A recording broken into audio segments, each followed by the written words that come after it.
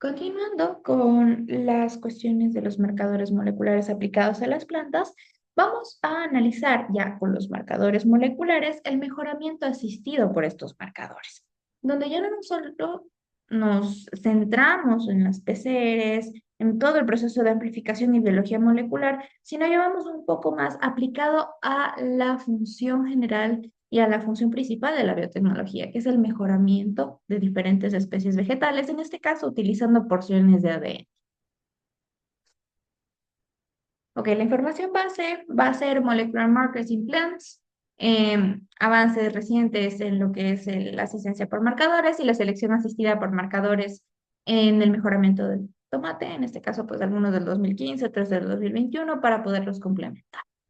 Bueno, como habíamos dicho anteriormente, los marcadores moleculares, pues, bueno, los marcadores en general pueden ser de tres tipos. Morfológicos, por ejemplo, el tamaño de una planta, el tamaño de las hojas, la forma, cómo ésta se distribuye y así. Bioquímicos, por ejemplo, presencias de metabolitos secundarios, por ejemplo, linalol, citronelol, si estas tienen alguna sustancia en la savia bruta, savia morada y otros. Los marcadores moleculares. Los marcadores moleculares justamente son estos pedazos de ADN que representan o que nos ayudan a identificar una región específica del genoma como si fuera una marca o una etiqueta, donde nosotros vamos a observar que representan una característica, o sea, el genotipo que representa un fenotipo que me llame la atención, un fenotipo de interés. En este caso, por ejemplo, pueden ser estos marcadores moleculares mutaciones de sustitución, o sea, puntuales, por ejemplo, los SNPs, que justamente son ciertas sustituciones de nucleótidos. También tenemos reordenamientos como los indels, inserciones y deleciones en diferentes posiciones del ADN. O también tenemos errores en la replicación. Por ejemplo, tenemos nosotros este ADN repetido en tándem, o sea, diferentes secuencias que se van repitiendo de manera extensa con diferentes repeticiones particulares. Las características de un marcador molecular, si ya quisiéramos aplicarlo a campo, sería que primero fuera fácilmente disponible. O sea, podemos identificarlo adecuadamente, sabemos dónde está, qué hace, cómo se reconoce y cuáles son los procedimientos para poder tenerlo a mano y utilizar, sea de un análisis sencillo, justamente saber qué hace, cómo lo hace, qué se puede manejar con esto, qué puedo cambiar, qué puedo mejorar, o sea, tener conocimiento e información de ello, que no tenga un alto consumo de tiempo, o sea, que si uno quiere utilizarlos para algún proceso analítico, no requiera tanto costo de análisis como el tiempo de inversión para hacerlo.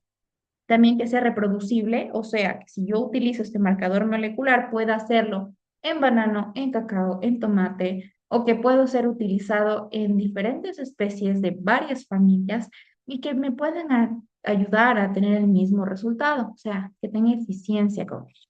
Igualmente que sea fenotípicamente neutral, ¿qué quiere decir esto? Que si bien puede producir cierto tipo de fenotipos o representa una cantidad de algo, pues esté presente en una región cercana a una no codificante, para que no haya alteraciones si por algún motivo el genoma tiende a alterarse. Igualmente, pues que no muestre directamente un polimorfismo antes de hacer el proceso de interacción, o sea, que sea una secuencia normal antes del proceso. Y finalmente, que no sea epistático. ¿Qué quiere decir que sea epistático? Que no modifique a otros marcadores moleculares o a otros genes, lo que haga que se altere el genoma de una planta. En este caso, no tendría que pasar eso, que sea estable. Bien, aquí hay un montón de tipos de marcadores. Entre los más comunes tenemos el FRLP. Este marcador es un marcador dado por hibridación, no por PCR, donde es el polimorfismo de longitudes de fragmentos de restricción. Justamente son fragmentos que han sido restringidos con diferentes enzimas que pues tienen ese proceso de identificar ciertos procesos. Luego tenemos a FLP. Bueno, aquí observamos que el FLP está de color negro, es la única de hibridación. Todos los demás están de color blanco y en este caso todos estos son marcadores genéticos que pueden ser amplificados mediante PCR. El FLP, si bien es amplificado por PCR, solo puede ser obtenido mediante hibridación con sondas. En este caso, bueno, como decíamos, el AFLP es el polimorfismo de longitud de fragmentos amplificados, justamente por lo de la cuestión de PCR, RAPD, la amplificación aleatoria de un ADN polimórfico, BNTR, que es justamente esta repetición variable de diferentes números en tándem, los microsatélites, que justamente son diferentes polimorfismos específicos. Tenemos lo que es el SSR y el STR. En este caso son las cuestiones de repeticiones en tándem o de las repeticiones sencillas. Y también tenemos los SNPs o SNPs, que son los polimorfismos de nucleótidos simples. Generalmente se utilizan estos SNPs por ser sencillos, son bastante comunes y pueden ayudarnos a observar si existe algún alelo dominante, codominante, recesivo o así. Igual tenemos justamente, como decíamos, las STRs, que son repeticiones cortas en tándem, y las FFP, perdón, las SFP, que son los polimorfismos de características únicas. Bueno, de manera general, en el análisis y mejoramiento vegetal se utilizan diferentes marcadores genéticos, en este caso los más comunes FRLP, RAPD, AFLP y los SNPs y también lo que son los microsatélites. Entre ellos, los más utilizados, pues justamente los SNPs, que están para todo el genoma, generalmente necesitan una cantidad mayor o igual a 50 nanogramos por microlitro de muestra, que es bastante asequible. Igualmente, la calidad es bastante alta del ADN, eso sí, porque pues al ser de nucleótido simple, pues necesitan una sensibilidad y una especificidad bastante amplia. Y pues también igual necesita un nivel de polimorfismo bastante amplio para ser detectada. Suele ver los codominantes, o sea, justamente esos procesos de evolución codominante y de combinación de caracteres. Igualmente, pues necesita primers para poder hacer esto. Igualmente, pues observamos que tiene una alta reproducibilidad, bajo tiempo de procesamiento y pues también las propiedades pues pueden ser utilizadas para diferentes propósitos, entre ellos pues el mejoramiento vegetal. Lo mismo con los microsatélites, se utilizan en todo el genoma, pues ya tienen una cantidad un poco más grande de entre 120 a 50 nanogramos por microlitro de muestra con una calidad de entre medio alta que pues ayuda bastante y pues igualmente nos ayuda mucho a ver estos cambios, ¿no? En las repeticiones cortas, ¿no? Igualmente pues observa polimorfismos altos, de la codominancia, generalmente no tienen altas demandas, son bastante bajas, por lo que existen también en gran cantidad, tienen una alta reproducibilidad y pues también se puede observar que se utiliza por varios propósitos. Entonces, como observamos aquí, hay un montón de marcadores moleculares. Cada uno necesita ser seleccionado de acuerdo a los requerimientos que tiene cada una. Sin embargo, pues pueden ser utilizados. Si hay la base genética para poder hacerlo. Las ventajas justamente del uso de marcadores moleculares es que primero nos ahorran tiempo. No tenemos que revisar todo el genoma completo de una planta para poder observar ciertas características, por una parte. Y por otra parte, no es necesario tener una etapa de desarrollo para observar un cambio genético. En este caso, por ejemplo, si yo tengo una floria, Arabidopsis thaliana, que es una de las plantas modelo que se utilizan generalmente, no necesito esperar a que sea una semilla, como que sea una plántula o sea una planta madura, esté en floración o esté en senescencia. Lo que necesito es el material genético que pueda ser observado y analizado. No necesito ninguna etapa fenológica para poder notar este cambio. Lo mismo que es estable y es confiable, por lo que pues evita estas modificaciones por el ambiente. No es necesario tener justamente esta epigenética de lado, sino pues es neutral ante estas variaciones, lo cual es bastante bueno, principalmente en lugares donde, por ejemplo, afecta mucho la luz, la cantidad de agua, la presencia o ausencia de patógenos y otros, ¿no? Que suele alterar estos procesos.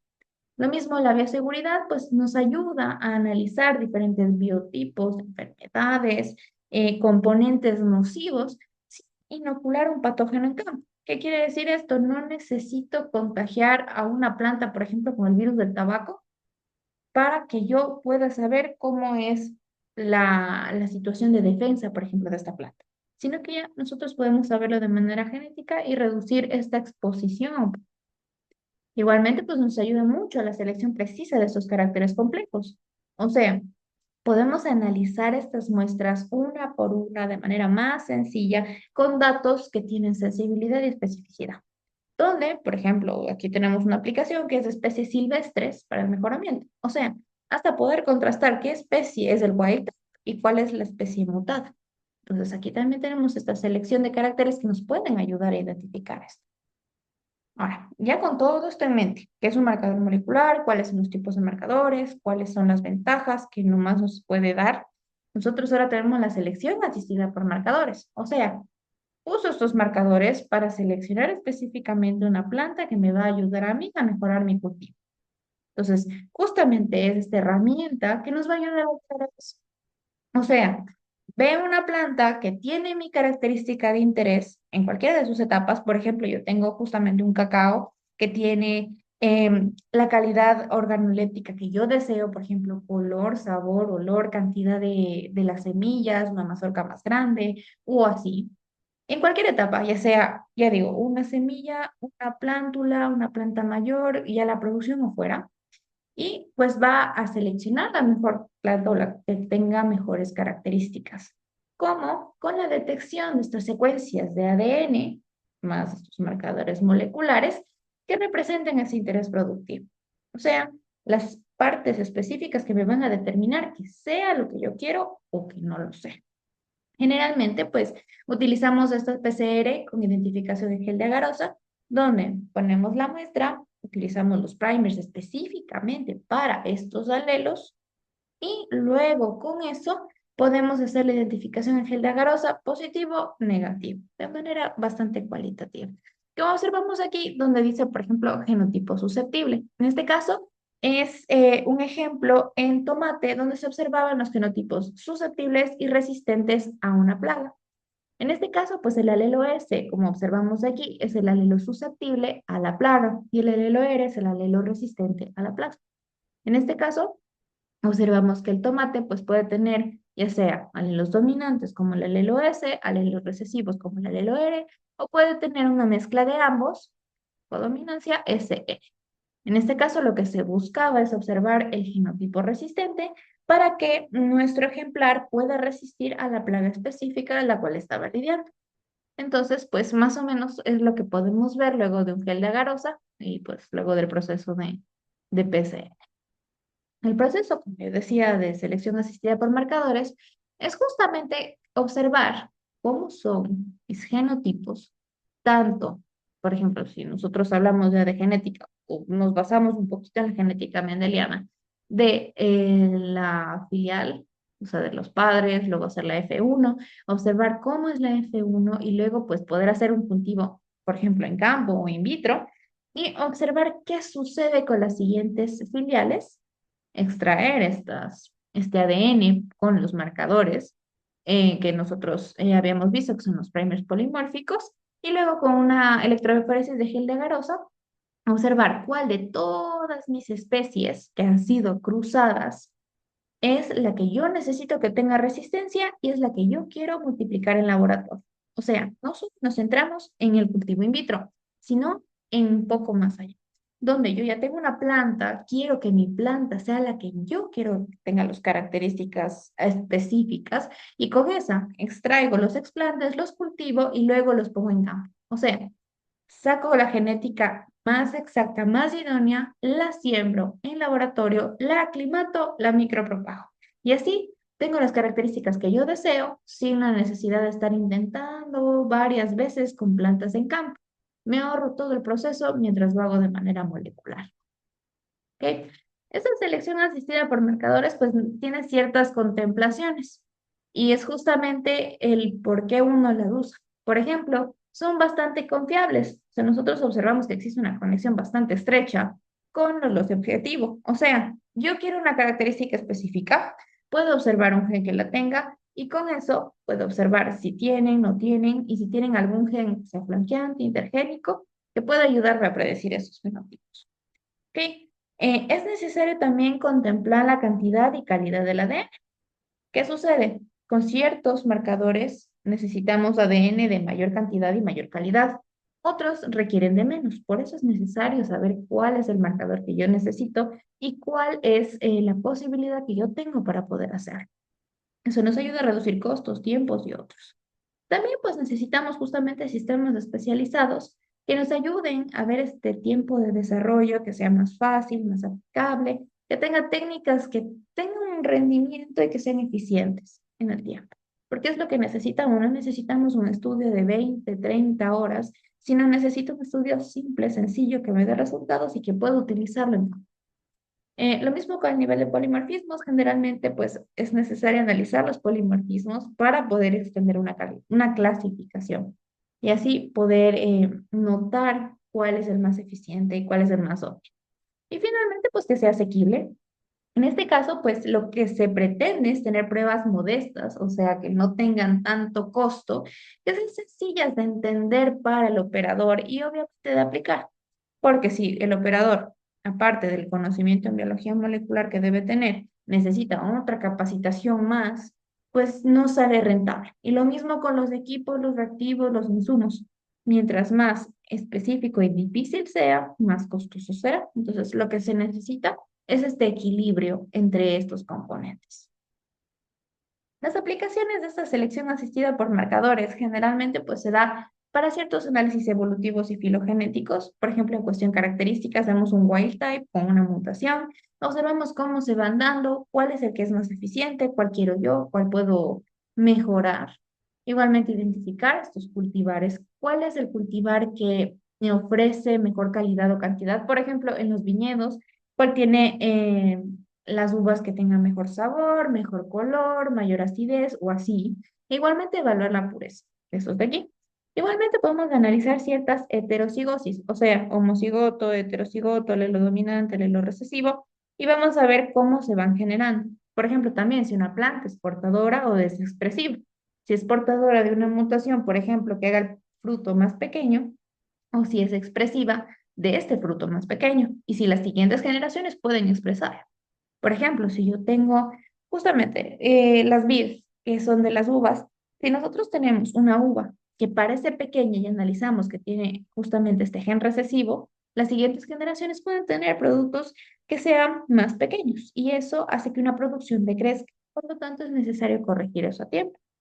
E igualmente, pues podemos hacer ese retrocruzamiento que es para saber cuál era la calidad de los padres de esta progenie y ver qué se puede mejorar y qué se puede juntar para tener esto en mente.